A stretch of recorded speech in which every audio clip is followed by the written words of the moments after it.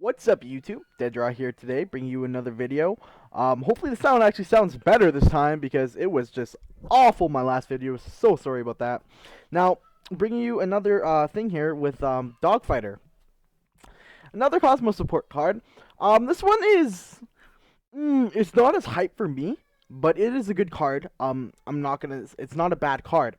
Now, we're gonna actually read this. Obviously, it's a TIE fighter, which is really cool. And then I'm not 100% sure, but I think it was representing the monkeys from Wizard of Oz, just because there's so many of them. And before we didn't see like a swarm of anything. So those flying monkey bat thingies, I don't know what they're called. I'm not that big of a fan of Oz as I am Star Wars. Uh, I'm actually going to be doing a whole video later on after we get all the cards from Dimension of Chaos and going over of all the Cosmo stuff. But anyway, just the kind of lore. I love Yu-Gi-Oh lore. It's amazingly awesome. But anyway, so it's level 6. Like I said in our last video, we need our level 6. We're getting it now. 2000 attack, 2400 defense. Once per turn during your standby phase, you can special summon one Dogfighter token. Okay. It's a you can effect, so remember that. You don't have to, but why would you not? Regardless, if this card is destroyed by battle into the graveyard, blah blah blah, you can banish this card from your graveyard, special summon one level 5 or lower Cosmo monster from your deck. Following the whole archetype, so I don't know why people are still saying Dark Destroyer is the level 3 or lower, when even this one follows the correct format of being one level lower than its self. Now, this effect is okay.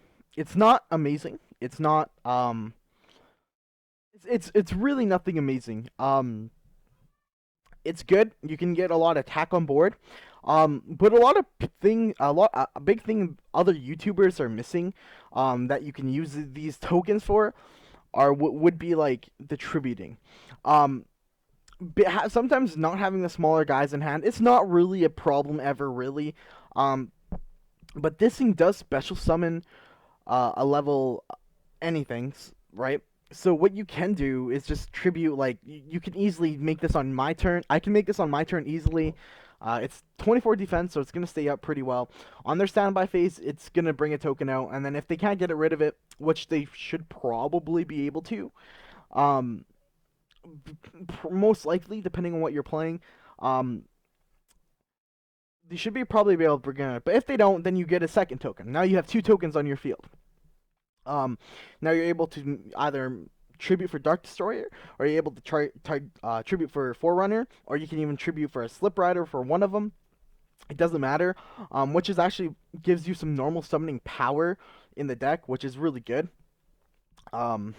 Usually it's not really a problem, but you can normal summon those bigger monsters now, which is really strong play, especially like if they have Imperial Iron Wall on field. You don't have to really worry about it. Just due to the fact that you contribute one of the tokens, and just for Slip Rider pop, it's a good card. Now, like I said, they're most likely going to be able to get rid of this, and if they can get rid of this, they're probably, like, there's a good chance they'll be able to get rid of the token as well. Is it worth playing? Maybe at a one-of. I wouldn't want to play more than one of this, because you don't want to draw this. You don't want to draw multiples of this. It's always recyclable with banish cards. It's really good in that aspect. But this is probably the worst ship of them all. But it's not bad. It's like saying that this is the worst is pretty crazy, because this card is still really good and adds some potential to the deck. It's really interesting to see. People are comparing this to Slip Rider, which is an okay comparison, but I'd rather get the Slip Rider, because Slip Rider can combo out really easily. Because you can always, if they don't have the MST or they don't have a back row, you can always MST Cosmo Town and just thin your deck, which is always a good play. Thinning deck is always really strong. But this is a little bit more comparable to Forerunner in my opinion, just due to the fact that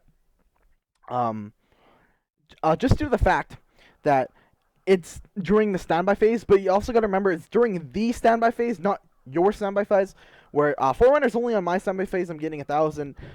It's each standby, so on their standby and my standby, I get tokens.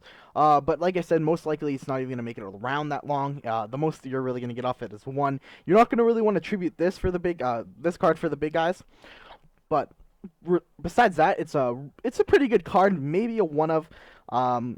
You gotta be careful when making this deck, because the big, like, if you don't open Cosmo Town, it's a big issue. Um, if you have too many big ships in hand.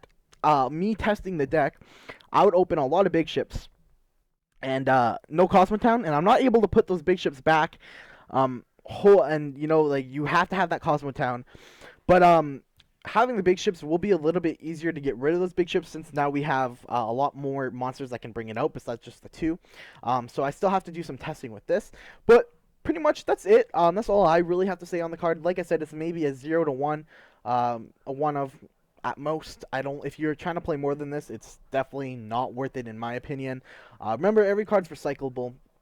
The best ones you want to have in your hand is Forerunner and Dark Destroyer. That's why you're gonna play multiple copies of those. But besides that, thank you guys for watching. I'm out.